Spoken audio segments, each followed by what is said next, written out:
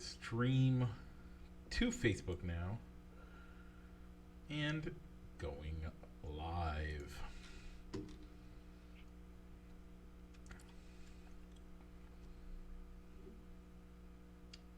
And we're live here on Facebook. Like to welcome those listening in podcast land, and also like to welcome my buddy Rich. Rich, how you doing? I'm doing good, Mike. How was your week, Mike? And did you get as much snow as you were telling me about last night? Week went by really fast. Like last week felt like it drug on because it was the first full week after that short week of Thanksgiving. Mm-hmm. This week went by super fast. All of a sudden it was Friday at noon and I was already ready to leave, and by the time I blinked my eyes it was 4 o'clock and I was heading home. Then yes, we got about 5-6 inches depending on where you're at and how much you're drifting, but yeah, we got about 5.5 inches or so. Okay. So was this the first time you had to use the snowplow on your tractor? So I did not use the snowplow. I actually don't have it on yet because we got a snowblower last year. Okay. So the snowblower works a little bit better. The snowplow, you have to kind of make piles, and there's not great places to put it. Gotcha. So it's good for, like in the Quad Cities it was great because I had places to put it that were easier to clear off. Here I don't have places to put it. Gotcha. I don't have a boulevard to shove it into. Gotcha. Well, here in the Quad Cities, Mike, we had a little bit of rain. We had a really bad patch of fog on Thursday morning. Driving into work, but overall, my work week wasn't too bad. Breaking in and training a newbie in work, but I think our group is seeing the light at the end of the tunnel with a repackaging project that we're right in the middle of. So I think we should be in good shape going into the Christmas break. That we shouldn't have to worry too much about what we're going to come into. When we all come back from the Christmas holiday after working with a reduced staff in between that week in between Christmas and New Year's. And are you guys good to take your family vacation that week? I think we will be. Okay. No problem. It's been approved. It's going to happen. By the way, Rich, I got to take a time out. Do you see? Okay, point them out. Okay. Right there. He's coming to my finger. I just fed them, so they're out a bunch. Yeah. But you can see them right there moving around. If I put my finger there long enough, they'll actually come to my finger like I'm petting them. Super awesome. These guys, you're gonna watch these things grow. They're gonna get big enough that you'll notice them, but they won't be big enough that they'll bother you. But super cool fish. Pea puffers. They're freaking awesome. All right. So fans of Balls and Sticks, if you're watching our live feed either on YouTube or on Facebook Live, that was Mike's fish tank update. Yeah. Fish date update. All right. Mike. So speaking of updates, we got to give you an update of what happened in between our shows, in the world of sports, from when we last recorded, Mike. So what are some things we're going to be talking about this week? Well, we are in prime NFL season. That means we're talking our power rankings. We have some playoff talk to talk about and some major signings to talk about, all in the NFL. Plus, we're going to hit the World Cup. Rich, what else are we talking about this week? Well, Mike, I think the signings you're referring to more happened in the world of baseball, not football. But we still got signs to talk about. We got a major signing to talk about in the world of football.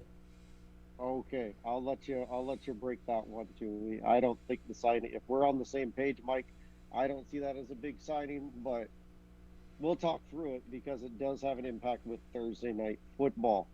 Also, Mike, we got to talk a little bit about the college football playoff. Yeah. What it looks like this year and what it's going to look like going forward. But, Mike, all that and more, but what do we got to do first? We got to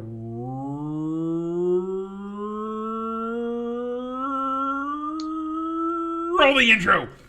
There we go. Broadcasting live from somewhere in Iowa. This is Balls and Sticks, the podcast, with your hosts, Mike and Rich.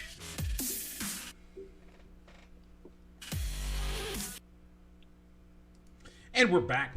So, Rich, I apologize. I forget that when we do these night shows on Fridays when you have to work the next day, it does mean that we got to be a little bit quicker than our normal show. So, my apologies. Oh, no. That wasn't a reference of, let's wrap it up. That was, how long are you going to hold it? Oh, I would have held it longer. I just thought you were trying to get me to go. It's fine. I should be respectful of your time anyway. So No, it's all good. So Mike, we had a poll question this week. Yeah. So I'll talk through through what the songs were while you pull up the results. Last week was "Living on a Prayer" and "Mr. Brightside." So the videos that we had included the Big House of Michigan, of the University of Michigan, singing "My Mr. Brightside," and "Living on a Prayer," which is a lot of featured at the New England Patriots games with Bon Jovi. So Mike, where did you vote? Well, I'm coming out of my cage, and I've been doing just fine. So I voted for Mr. Brightside.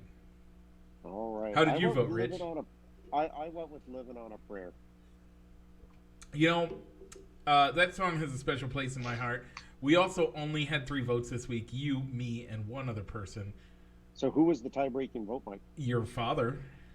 And who did you vote for? Do you have a guess? It's your father. Do you have a guess? I'm going to go with "Living on a Prayer." You are correct. "Living on a Prayer," Okay. 66% of the vote. So I don't know. I mean, I would have thought that I know that my wife and my brother and sister-in-law are big Michigan fans, so I would have thought that they might have swayed it over to Mr. Brightside. But they forgot to vote. They forgot to vote. Folks, So, if you want to vote on these, you can check us out on Facebook.com/Fans of Balls and Sticks. That's our group's page. You can find us there. Join the conversation. Yeah. All right. So, Mike, this week we're going kind of more back to the world of techno music, and we're going to go with "I'm Gonna Make You Sweat," but you more know it as "Everybody Dance Now." See, you know what I know that as? What? The song from the Man of the House. Oh, okay. The Chevy Chase, Jonathan Taylor Thomas movie. Okay. I'm not familiar with that one. And the other song we're going to go with is "I Like to Move It, Move It. I like to move it, move it. I like to move it, move it, move it." Yeah. We'll get that up. I'll work on getting that up when we go off of the air. Okay. All right, Mike. Week 13 of the NFL and Thursday night football. Mike, how'd our locks of the week go? Our locks of the week, Rich. You picked the Cowboys over the Colts. Man, did they ever take a devastating win on that one. The Cowboys won 54-19, bringing you up to 10-2-1. All right, Mike, your lock of the week was the Chiefs over the Bengals, and the Bengals won 27-24, dropping your record to 8-5. Mike, I gotta say it. I told you so. You did. I gave you a warning. Yeah. Yep. Rich, how did you do in the upsets? How about you give us both upsets? I can do that. So, Mike, I picked the Dolphins over the 49ers, and that didn't happen as the 49ers won 33-17, dropping their record to 6-7. However, the 49ers did lose their starting quarterback in that game as Jimmy Garoppolo has an injured foot, and while it won't require surgery, he's probably going to be out for the end of the year, maybe back for the playoffs, but doubtful. Third-string quarterback Brock Purdy will be under center for the rest of the year. Mike, your pick was the Jaguars over the Lions, And boy, did that one not come through. As that was also kind of a lopsided game, as the Lions won 40-15, dropping your record to 6-7 as well. Rich, the Bears played played the Packers this week in Chicago. We both picked the Packers, and of course the Packers won 28-19. Rich, were you at any point afraid the Bears were going to win? I mean, did you have hope that the Bears were going to win? I was hopeful when I saw 1916. Yep. But you know what? It just seemed like the defense was what fell apart. And it almost seemed like my boss, Jamie Johnson, a big Bears fan, always has 670 to score on in his offense at an acceptable volume. Of course, at an acceptable volume, and he was almost making a case that, you know what, their play calling got awfully conservative late in the game, where he was almost thinking like they were playing to lose at the end of the game. By the way, I think they might be now. We'll get into that. Maybe we'll get into Rich, that when we talk about our power rankings. I'm at 11-2. You are at 7-6 for the Bears picks this year. Has your optimism died? Yeah, I think it has. Okay. I don't see him winning the rest of the way. Yeah. I All right, Mike. don't think you're wrong there. So Thursday night football. Yeah. Good game. Raiders, Rams. The Rams were down to their third string quarterback as well, which you brought up last week, convinced me to change my pick.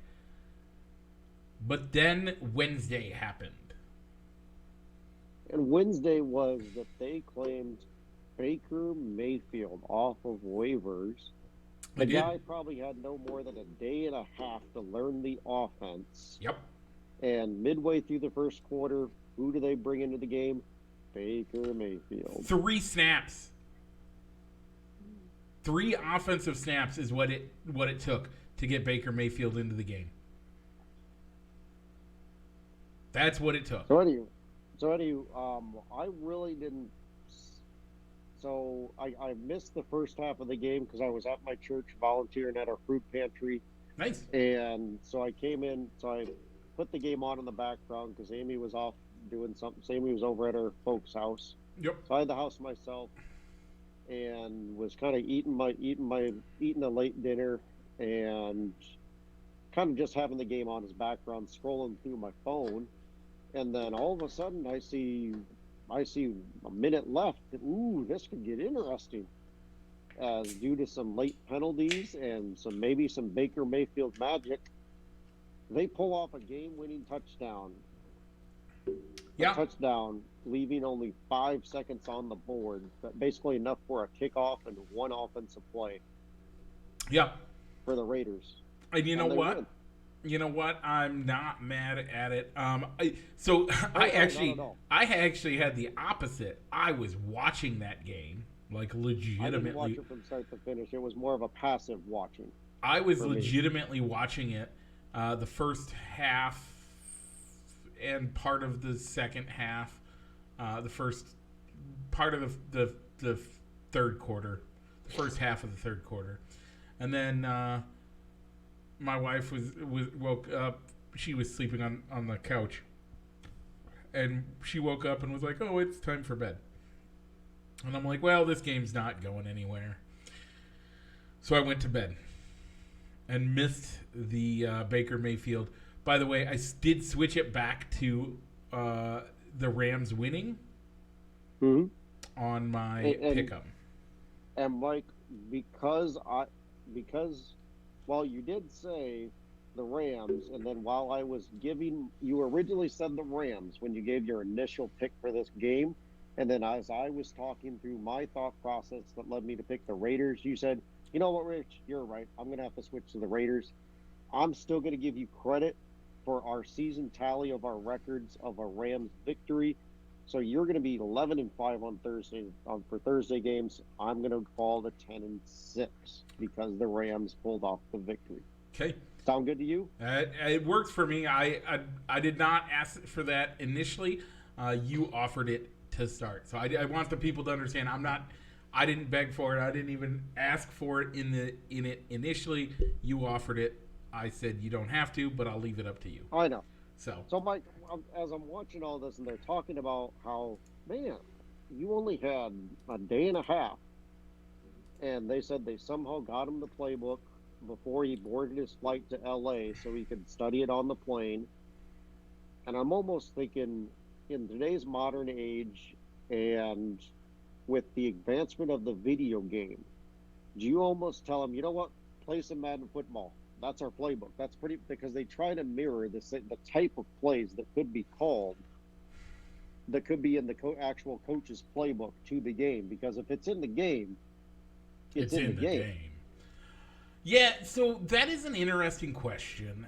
So how much of this playbook did they scale it down to just say, all right, worry about studying these 10 plays and we'll worry about the rest? Because he said, man, it's a good thing we studied that 2-minute drive. So let's get on this. When we talk the NFL, when we talk how the players play, what you got to understand, the playbooks are nearly identical. So playing Madden doesn't tell you much, because what Madden does is it gives you the style of the offense, what traditional label they use for the offense, and then what the breakdown of how the play should happen is. It does not give you how the plays are called, and that's the difference. See, in the NFL, each team has a different way of calling it. So what you may call a split right, lightning left, 32 on Hut, and I'm making things up. I know. And by all means, I was never insinuating that they scaled down the playbook so much that it was like if he was playing Madden. But it's not even that. You're not learning. What you're doing is you're learning the vocabulary. You're translating vocabulary. It's all you're really doing, because the difference of the playbooks, they're calling the same plays. There's a reason why in Madden everybody has the Tampa 2 cover offense with a twist of some sort, right? Mm-hmm. But when they call the play, or defense. When they call the play, they don't call it that. They call it some random string of particular language in which they use to make the play, to tell the people what the play is. That's the difference in it. It is not saying, oh, well, we have this play, this is how we draw this play out on the shotgun play. And they're not going to call in a play and say shotgun pass to the right, slot receiver post, or slot receiver on the post. What's up? Keep talking, Mike, because I gotta go swap headsets. Okay, that's fine. The iPads didn't charge up like I thought they would. Okay, that's Keep fine. Talking, Mike. So this is where the difference is, folks. It's not it's not that the game is that much different. It's more to do with it has more to do with how it ends up playing out and what your vocabulary is. So the vocabulary for Los Angeles is different than the vocabulary for Tampa, is different than so the plays are all the same. And Rich, I hope you're kind of hearing what I'm saying here. If you're not, you can, I have you muted so you don't. But anyway, it doesn't matter how you, that side of things isn't how it works. It's the language in which you use. And that's what the difference is. So it's not that you have to learn a whole new set of plays. The plays are all going to be the same. It's how to call that play for the entire team to understand what you're saying. And that's the difference in each NFL team. And that's why I think we all look at it like, oh, that's an amazing thing. By the way, don't get me wrong, that is one of the best. That is an amazing thing. You're not going to see it on a regular basis at all. And there's a really good reason on that. So, again, that's just the way I see it. And I could be wrong, but everything I know about it says that that's how that kind of works. So, take it, leave it. It's up to you. Okay, well, folks, we're getting ready to go into our power rankings. So what I'm going to do is, as we move towards the power rankings, we will. Can you hear me, Rich? Okay. I never lost audio on you. Okay, perfect. So, what are your thoughts on what I said then? Oh no, I can get behind it. Maybe I was just trying to simplify it too broad a sense. So, was that a way that they could have told Baker Mayfield to study our playbook? In a way? Yeah. I mean, it is one way, and the real trick on that one is, can you, if you do it that way, if you put him in Madden and you have him do that, that would be a way that he could learn the playbook and not be considered tampering. So I don't know. But a great comeback story, and that was the big sign. Was that the big signing that you were referring to on the NFL side? Yes, that's Baker Mayfield. I think that's a huge signing. I know that you don't think it's as big of a deal, but if anything, is he better than John Wofford or Ray Perkins or whatever Perkins that they played with last week? I mean, he won the game. And this, do you think? Yeah, this victory proves it. Do you think that they had a better chance with? Do you think they have a better chance if they play their third string? No, I don't think they do. So okay. In a sense, the Rams are actually on their fourth quarterback. By the way, this year, just to put this out there, if the Rams win out, they could finish the year 8-9. If the Niners lose out, they would finish the year 8-9. And if the Seahawks only win one more game, which would need to happen for the Niners, they would have to win at least one game for the Niners to lose out. They would be at 8-9, and the Cardinals are at 4-8 currently. So theoretically, the Rams still have hope to make the playoffs. So in the old line that you always see as a meme from Dumb and Dumber, so you're telling me there's a chance? I am, and with that, okay, Baker could be the answer. Could be. Okay, now let's. So overall, I mean, I don't see it as a huge signing by all means, but yes, he does give them a better chance to win than with Wofford or Perkins. And if anything, he's in the door. So you could easily say, you know what, great job, Baker. Can we keep you? What would it cost to keep you around as a backup or an insurance plan to Matt Stafford? Yeah, it really does. If he's not fully healed by the time the 23 season rolls around. Yeah, totally agree. Okay, Rich, let's get into our power rankings. I have the ELO, and the ELO actually has some surprising slots and has some teams not where they are completely different. So we are going to go through the top 10. When I say completely different, I don't mean completely different.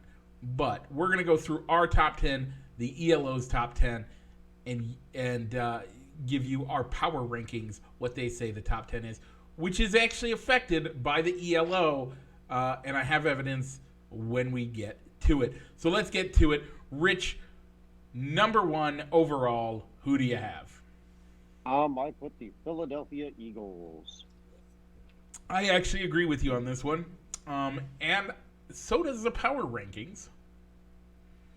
However, the ELO, by the way, this is purely a scientific one. This has nothing to do with looking at how things are, how a human being analyzes current situation. The Dallas Cowboys.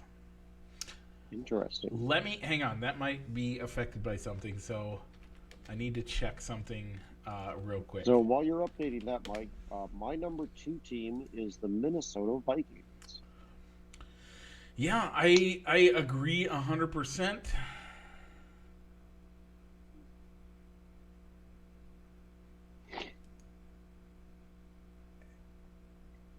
Okay. I agree with you 100%, and it is affected by that, but not enough. Wow. Okay. It's close enough. We'll go with it. All right, Mike, who do you have in the 3 spot? I didn't tell you who the ELO has, though. Who do they have? The ELO has the Buffalo Bills. At number 3 or 2? At number 2. All right. At number Who do 3. they have at number 3? At number 3, the ELO has the Kansas City Chiefs. All right. Who does the power rankings have at number 2 and 3? At number 2, the Buffalo Bills. At number 3, the Dallas Cowboys. All right, Mike, who did you put at 3? I put the Buffalo Bills. That's where I have the Bills as well. Number 4, Mike, is where I put the Kansas City Chiefs. This is where I put the Dallas Cowboys. Okay. What do the power rankings and the ELO have to say? At number 4, this is where they put the Philadelphia Eagles for the ELO. Our power rankings at number 4 have the Kansas City Chiefs. All right. All right. Number 5, we're halfway home on the top 10. What team does the power rankings and the ELO have? The ELO has the San Francisco 49ers. The power rankings bring the Minnesota Vikings to number 5, and I bring the Kansas City Chiefs. All right. Number 5 is where I put the Dallas Cowboys. I'm not mad at it. I don't disagree all the way. So, number 6, Rich, who do you have? I went with Houday, the Cincinnati Bengals. So this is the one spot you, me, the power rankings, and the ELO all agree. All right. So I got a feeling we're not all going to agree on number 7, Mike. So what does the computer have? 7, they have the Baltimore Ravens for the ELO. The power rankings have the San Francisco 49ers. Got it. And I have the Baltimore Ravens. I went with the Miami Dolphins here, but I do have the Ravens at number 8. It's not a bad place to put the Ravens, but I put the Dolphins at number 8. The ELO has the Minnesota Vikings all the way down at 8. This is the ELO, folks. This has nothing to do with you and me. At number 8, our power rankings have the Baltimore Ravens. All right. All right, Mike. So number 9 is where I put the San Francisco 49ers. I put the Tennessee Titans here, as well as the ELO, and the power rankings have the Miami Dolphins. All right, Mike. So what's the algorithm have for number 10? The Tennessee Titans.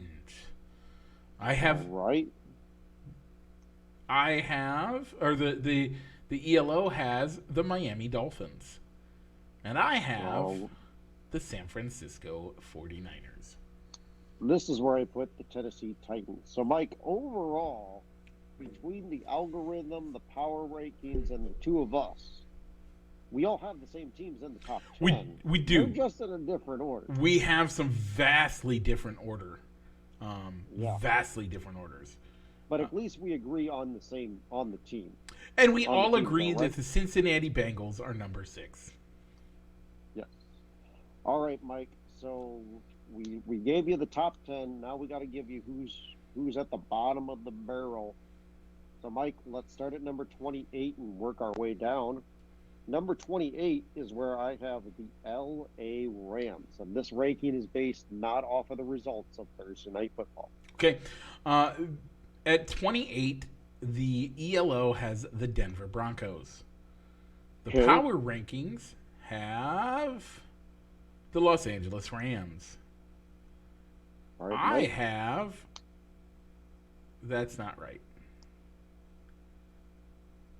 All of a sudden, in that position, that is not right. I don't... What the heck? Okay. I'll go back over here. I have a different spot for mine. At 28, I have the Carolina Panthers. All right. Well, the Panthers is where I put them at 29, Mike. Okay. At 29, the ELO has the Chicago Bears. The power rankings have the Carolina Panthers. And I have the Los Angeles Rams. By the way, this again goes before. This is looking at what they were going into Thursday Night Football as. Going Tuesday. This is going in Tuesday, not Wednesday. Tuesday. All right. Number 30, Mike. Is I where have I put the Denver Broncos. the Chicago Bears. Okay. The ELO actually agrees with me, I believe. Let me check. No, they do not. They have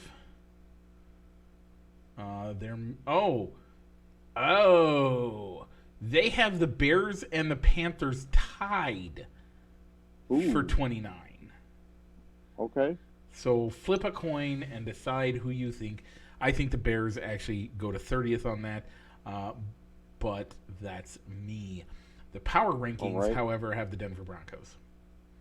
All right. I went with the Denver Broncos at 31. At 31, I have the Chicago Bears. The ELO actually has a shocking team at 31. Is it the Jaguars? No. Same division. The Colts. Atlanta Falcons. Oh. Okay. Yeah, I think that's surprising. I have the Bears there. And the power rankings actually bring the Bears down to 31 as well. And at 32, let's all say it together because everybody agrees. The Houston Texans. Yep, the Houston Texans suck. So that is our power rankings top 10 and bottom 5. And because we don't have the NASCAR corner anymore, Mike, let's give a shout out to our favorite and only unofficial sponsor, Triple I Sports Cards Incorporated, Moline, Illinois. Check them out on 5th Avenue in Moline, Illinois, or online on their eBay store, Triple I Sports Cards Incorporated. Now, here's the thing I'm gonna make the argument against you for, Rich, when it comes to power rankings and where to put the Chicago Bears versus the Denver Broncos. Okay. Who has the number 2 overall pick? Yep, and you gave that same argument to me last week as far as by the records, who has the formal number 1 overall pick. It falls to the Bears. I'm looking at it as these teams have the same record. There was a lot more expectations for the Broncos, and they failed miserably. And I think if it was a head-to-head matchup between the Bears and the Broncos, I'm giving that victory to the Bears. Yeah, I actually have some thoughts on that. I shared my prediction at the beginning of the year, and it actually might turn out to have a modified way to come true, and I'll explain it in a couple of weeks. All right, Mike. So let's close the book on week number 13 and look ahead and give you our predictions for week number 14. So, Mike, it's an even week, which means you have the first pick. So who is your lock of the week? My lock of the week is going to be, and I tried, folks. Rich, you can attest to this. I tried my hardest to find a different game than this. But I got to go with the Dallas Cowboys over the Houston Texans. All right, that's a slam dunk. In theory, it should be a slam dunk. Forget about it. Yeah. Forget about it. So I don't blame you for taking it. And there weren't really too many of those on the docket this week. There are a lot of... Go ahead. Because there's a lot of divisional games. 100%. A lot can happen in a divisional game. Yep. You never want to bet. You never want to bet the house on a divisional game, unless it's the Packers over the Bears, because Aaron Rodgers because Soldier Field is now Rodgers Field. Yeah. It so just Mike, is. I'm gonna. Yep. So Mike, my lock of the week, I've got to go to a divisional game because it makes the most sense to me, and I'm gonna go the Chiefs over the Broncos. Yeah, that is the next best pick. It's hard. Upset special, Rich. We already picked it, so I will let you speak first. But we already know that I picked first. Well, Mike, I don't know if there was a clear-cut good upset special because there are a lot of divisional games. But I'm going to go back to the well with a divisional game, and I'm going to say the Jaguars over the Titans. Yeah, that's. I don't it's know. Not a bad one. I'm picking Tampa Bay over San Francisco. Here's why. One, we mentioned it at the top. We didn't even mention him. We mentioned who he was when we talked about the San Francisco 49ers losing. We mentioned the name, but we didn't tell you who he is. The most important thing on his resume right now, he's Mr. Irrelevant. But he also has the claim to fame of being the starting quarterback for the San Francisco 49ers. He can wear that the rest of his life. But he is also going to... still weak unless they figure out a better option. But you're telling me that him wearing the badge of Mr. Irrelevant goes away because he's a starter? He was a Mr. Irrelevant pick, 2 years ago? Or is he the current one? I think it was 2 years ago. But that doesn't go away. When we tell this, and again, don't get me wrong, I'm not saying Brock Purdy is Tom Brady. But when we tell the story of Tom Brady, what's the biggest thing we always talk about? How he was a 5th round draft pick. He was 166th in the draft. How did I pull that right out of my head? I'm 95% sure that's accurate. Because it comes up every single time Tom Brady is talked about as one of the GOATs of all time, the GOATs of modern NFL football. Yeah. Keep me on, Mike. I think I know one other spot where we could have an iPhone headphone. I'm still going to talk, and I can still hear you. Okay. So, yeah, Tom Brady, we always talk about he was picked, 199th. He was picked in the 6th round, Rich. 199th.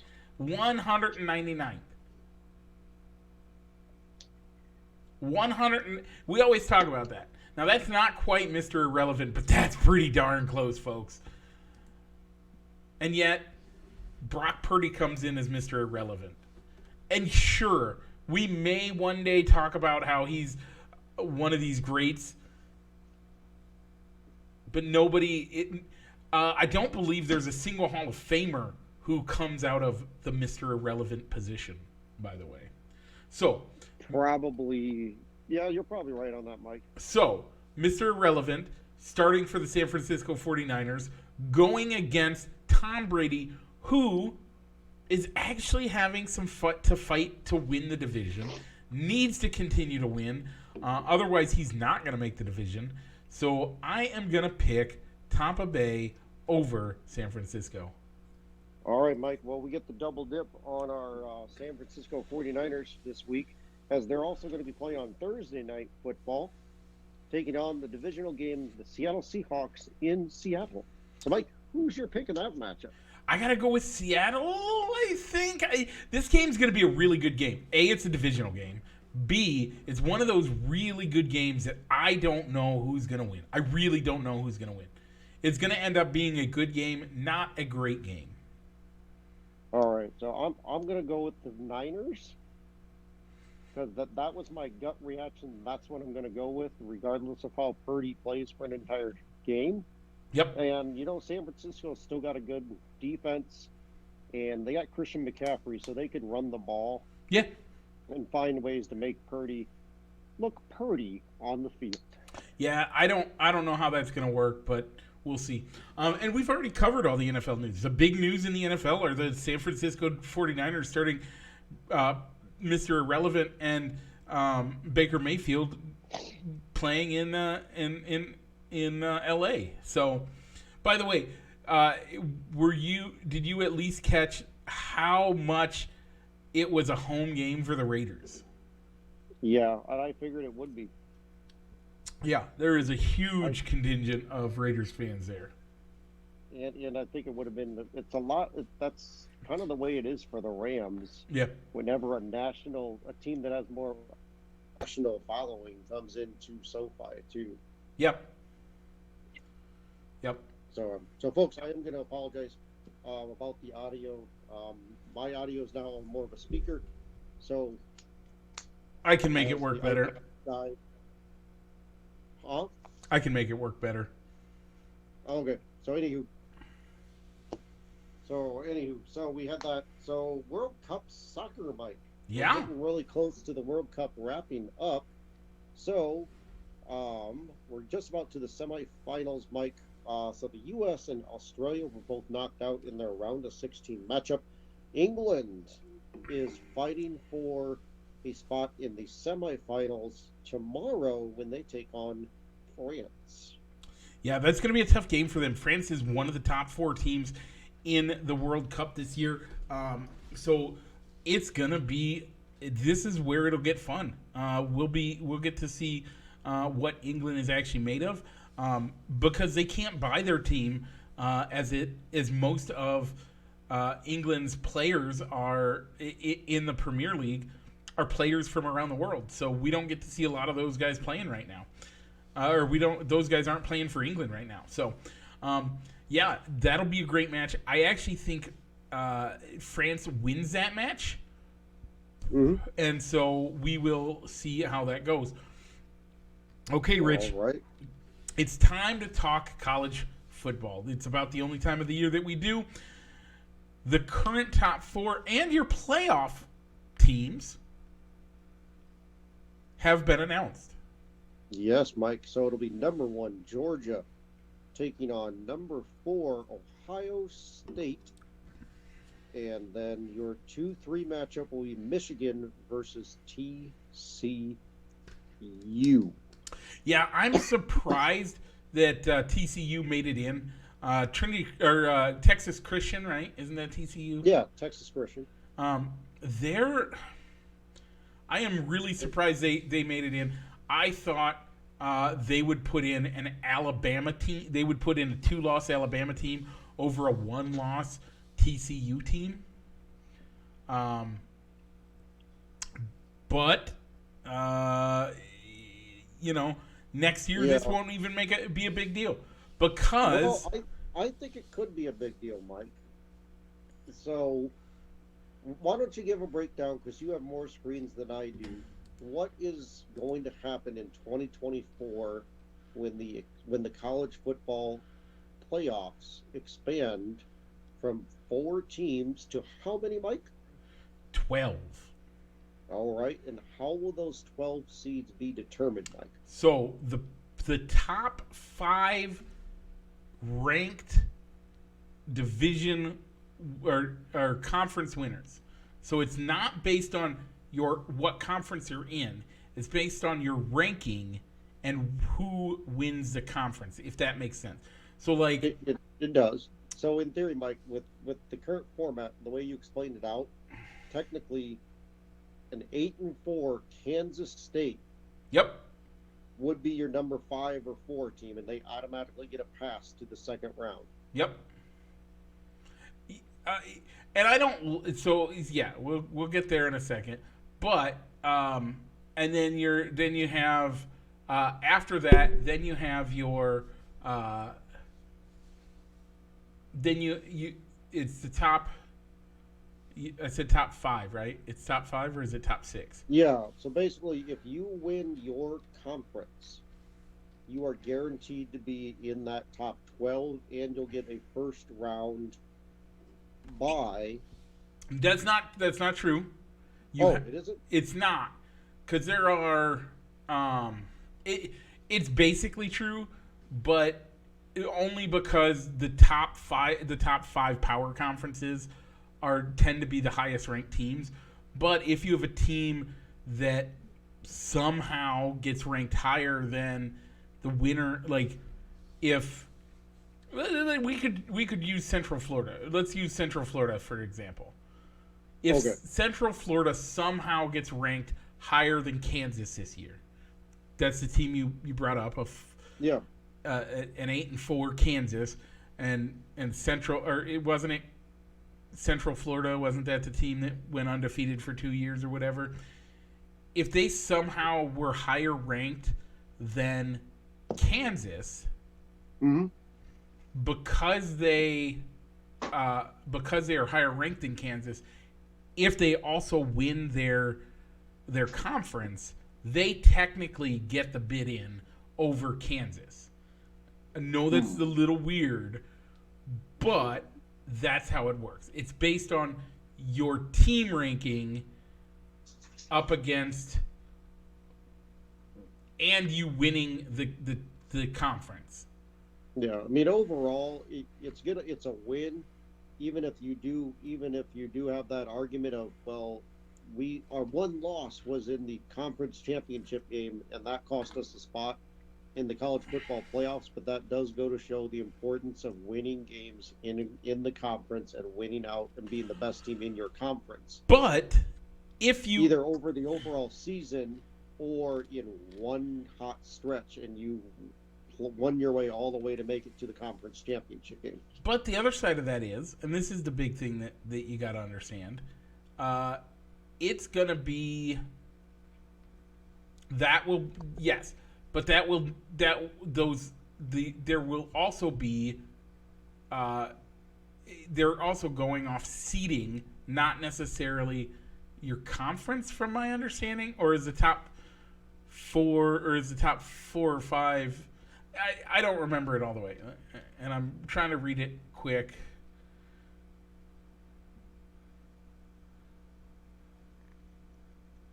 I'm sorry, 6.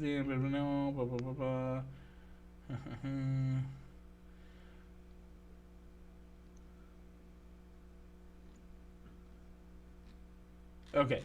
Either way, they have 12 teams, so the committee will still get to pick other teams and get to decide on that. It's exciting. I'm happy. By the way, the first round of the playoffs is not at a neutral site. Rich, did I lose you? Nope, I'm good now. Okay, your camera is frozen. Oh, that's kind of weird. Oh, there you are. You're good. I can still hear you. Hey, I'm back. Okay. All right. So anyway, yeah, I like it that those lower seeded games, so basically the first round of the playoffs is either at the home stadium of the higher seed or at a neutral site that is chosen by the higher seed. So so think of it like maybe like a Texas Christian University, which is in the Dallas-Fort Worth Metroplex. Yep. They could choose to play the game at Jerry World or at their home stadium. Yep. Just as an example. Or the Georgia Bulldogs could play at the Mercedes-Benz in Atlanta instead of in Athens. Oh wait, isn't that what's happening this year? Yeah, imagine that. Anyway, so yeah, I mean, either way, that's gonna be a home game for him. But yeah, I'm excited for it. I think it's gonna be a good thing for college football. Yeah. I think 12 is a little much, but it's expanded. I wanted more than 4. We got more than 4. I'm done. We go to 16, that's fine. Where that 12 is a good number, I think it's a little expanded, but I can go with 12. I could have swore your format when we were kind of ranting about this is we need to improve the college football players. You had 12 teams. No, mine was 8. Oh, yours was 8. Mine was a power 5 plus 3 at-large bids. You add 4 more teams, whatever. That's fine. I'm okay with it. All right, Mike. So that's our college football talk. Probably the next time, just to be honest, Mike, probably the next time we talk about this is when those semifinal games get played. We should probably pick next week. Probably though. Yeah. Next week we're gonna have to pick because we're gonna be off. We also need to at the end of the show we'll make the announcement, but the full announcement of it. We're not gonna be doing a Christmas show this year again. We're taking. Rich and I have decided the week of Christmas we are not doing. So next week we're gonna have a really busy show because we're gonna do 2 weeks worth of predictions plus the college bowl game predictions that will happen before some of them that will happen before we get on the air, depending on whether or not what New Year's looks like. Yeah, before the weekend of New Year's Eve. Yep. So, Mike, with this, you're probably going to have to be quick hits because I could have swore we're up at that hour mark about this time. We are right at 50 minutes. All right, so a lot of things happened with the Chicago Cubs today. So we'll only talk about the Cubs in the MLB news. Let's talk about the Cardinals first. Team. Okay, Mike, go ahead. The Cardinals signed Wilson. They signed Wilson Contreras, 5 years, $87.5 million. Get paid, brother, and I'm glad that I get to see you as often as I do because I now have Marquee Network. We're gonna get you on Marquee Network. We're gonna have to figure out how we're doing that. Figure something out. But we're gonna get you on Marquee Network. We might be able to do it in a way that Anyway, we'll talk. Anywho, that's outside of the show. So, Mike. Yeah. How much does this one hurt? Because I know that was one of your guys. We can't lose this guy. We just can't lose this guy. There were 2 guys I said we should never lose. We should keep at almost all costs. And who are those guys besides Wilson Contreras? I'm assuming. Wilson Contreras was number 2. Okay. No. Yeah. It was between him and Javi Baez. Those two. Those 2 are the 2 that I don't think we should have ever let go. I know you disagree with the Javi Baez talk. You got something that's going to make me heated, but you're going to bring it up, and I'm going to be... Okay, let's get through these other 2 before we get really heated. So the Cubs went with a 1-year prove-it deal for Cody Bellinger, who was an MVP, who was the NL MVP back in 2019. To patrol probably somewhere in the outfield. Yep. And first base, and see what happens. I think it's they can't lose here. If he continues his downward trajectory that he's been going through the last 2 years, we get rid of him at the end of the year.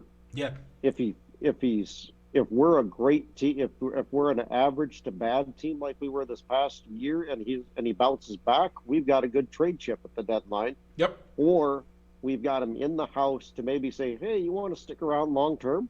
Yep. 100% agree.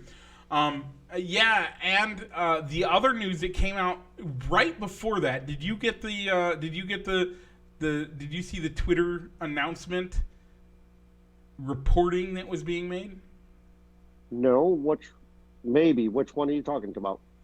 About what was said in a meeting between the family owner of the team and the general manager? No, I did not. Go ahead, Mike. The purse strings have been opened. So it has been reported that in a conversation between the Ricketts family and president of operations, that spend it all, buy us a team. Let's spend it. So, Mike, the other sighting before I asked you the question that I gave you in Messenger to kind of give you a response on, to give you time to formulate a good response here. Before I give you that question, Jameson Taillon, probably a good mid-rotation guy. We signed him away from the New York Yankees. He was 14-5 last year, had a ERA below 4, about a league average. ERA. I think that's a good signing to be a good number 2 guy, a number 2 or 3 guy in our rotation. So I kind of like that signing. But Wilson Contreras, Yeah. to me, 5 years, $87 million, when we maybe know we got a couple of guys down on the farm that could be coming up to take his job. I'm kind of okay with letting somebody else pay Contreras Yeah, it's and hard taking for a me. chance that, because most of the time a catcher, big long-term deals for catchers tend not to age well. Here's a question for you, though. Who can Okay. make a snap throw to first behind a runner as well as Wilson Contreras? Not too many people. Who Not can too many make people. a lightning fast throw over the head of the pitcher to get somebody out at second? Not too many people, but I'm still sticking it to that. I don't. Only time will tell. I don't think that the whole let's see if we made the mistake by letting him walk. I don't think it's going to be as an obvious of, wow, it's a good thing we didn't sign that we chose to not re-sign that guy, because look at the money that Baez got and the production that he put up for Detroit. Was he worth the money? I would say no. Okay. Chris Bryant has been a walk. Chris Bryant's probably spent more time on the injured list than on the field since he left Chicago. So it was great. We dodged a bullet with him. But here's something I will say about the entire. Actually, you have to ask your question about the entire 2016 squad first, but then I'll make my statement about it. Yeah, but Mike, with Contreras now out the door, we only got one guy from that 2016 World Series team that was on that roster in that great October run. Who is it, Mike? You know, you told me already, and I think. And David Ross doesn't count because he's no longer a player. He's in management as the coach. It's your cousin. My unofficial cousin, yes. Kyle Hendricks. That's it. Yeah, that's it. Everybody else has retired, gone somewhere else in free agency. Yep. Or been traded. Yeah. Okay. Yeah, that's a sad fact, but what we do know is anybody from any of those teams shows up at a steakhouse in Chicago, guess what? They're not paying for that meal. I'm buying that guy's meal.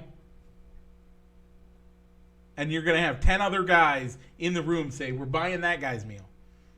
Oh, yeah. Because they got me the ability to watch the World Series be brought home to Chicago. Oh, and by all means, in his first at-bat in Cardinal Red, the Chicago faithful will give him a standing ovation where he'll have to tip his cap as a thanks. Willie.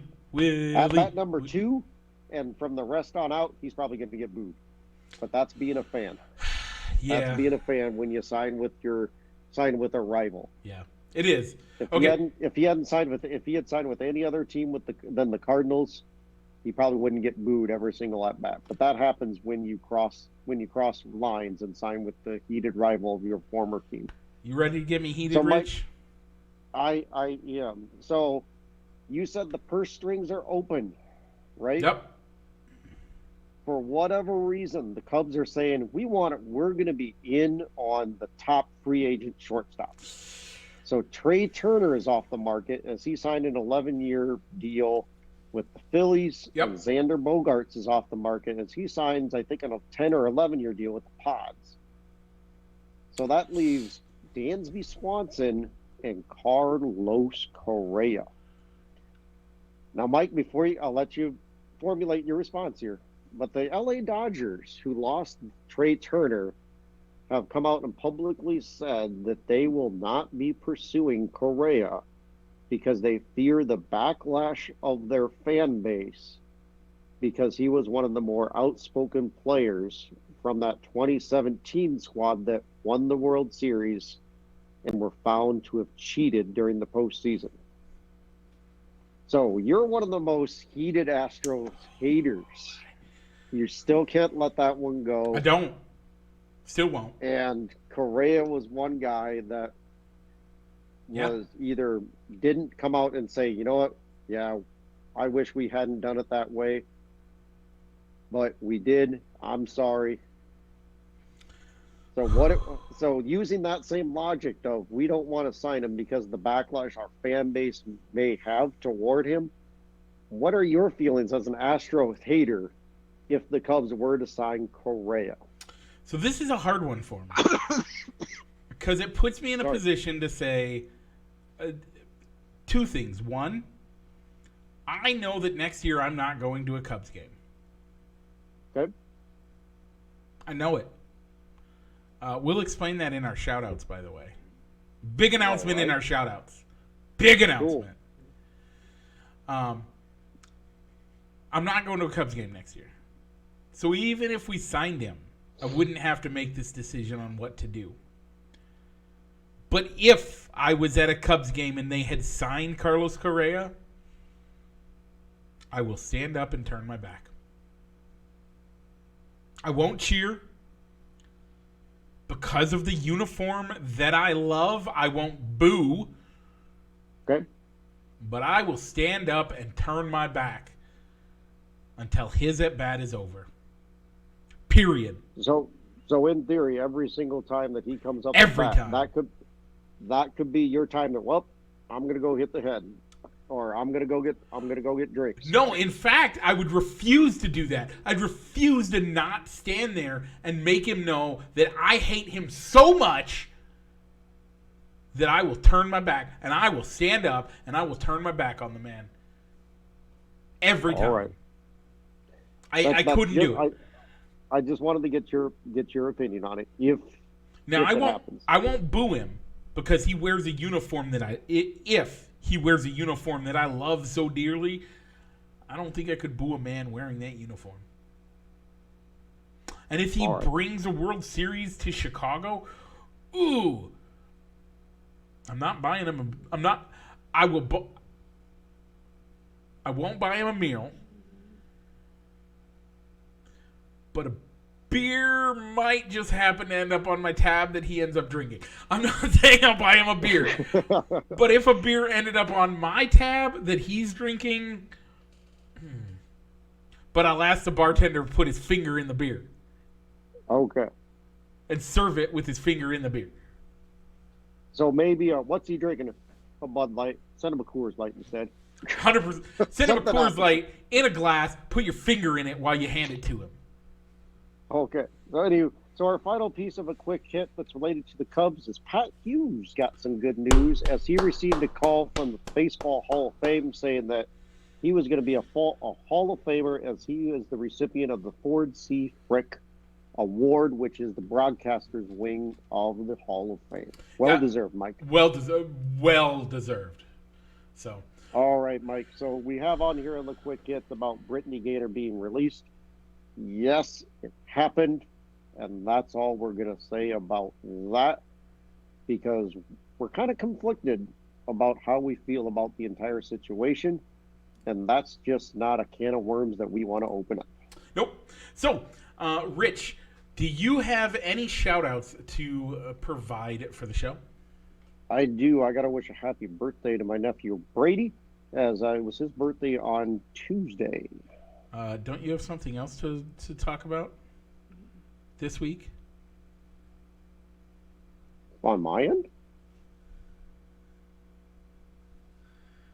Nope, that's more next week's show, Mike, because we will record a show before that date. Oh, it's Sunday next week, isn't it? It's a Sunday.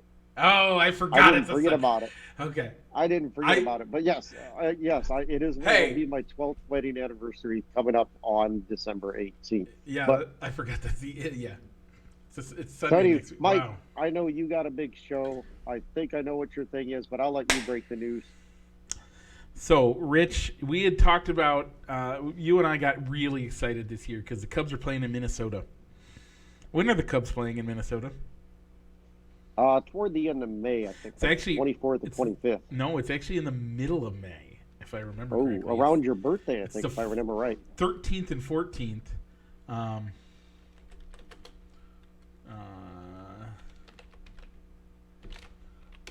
yeah, it's the 13th, Saturday the 13th, so Solomon's birthday. Unfortunately, I won't be able to go because there is And why is that, Mike? very high likelihood that my wife will be giving birth to our baby. And that is awesome news, Mike. Yeah, no, I'm totally thrilled. I'd much rather be with my wife having a baby, and even if she's not having a baby, I want to be around to help her get the house ready, get the things, and just in case the baby decides to come early, I want to be ready for that. That would technically be 15 days early or so. So that would be way earlier than we would want, but enough early that we won't plan on me going. So Yeah. I don't get So to Mike, go to that game. maybe that. So yeah, that Twins Cubs game in Minnesota will probably have to wait until 2025. Yep. And that's all right. At that point, my baby girl will be able to come and understand and enjoy. And maybe my other baby, I don't know what the other baby is. There's not an announcement about anything about about my new baby coming at the next year. No announcement about that is happening right now, other than it is happening. But yeah. So That's right. yeah, with All that right, Mike. being said, Rich, people are watching us on Facebook, but you know what? They want to listen to us on their commute to work. What should they do? You know, Mike, they can look us up anywhere where they find their podcasts. Yep. Apple, Google, Spotify, iHeartRadio, just to name a few. Yep. So, Mike, if they're listening to us out in podcast land and they want to see our faces and interact with us, if they catch our live videos, they can find it on Facebook Live. But if they don't like Facebook, where else can they find us? You can find us on YouTube, where you can watch our videos. Rich, with all that being said, what's it time to do? Mike, let's go ahead and roll that outro.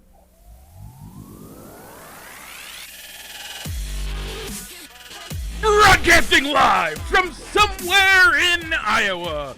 This is Balls and Sticks, the podcast, with your hosts, Mike and Rich.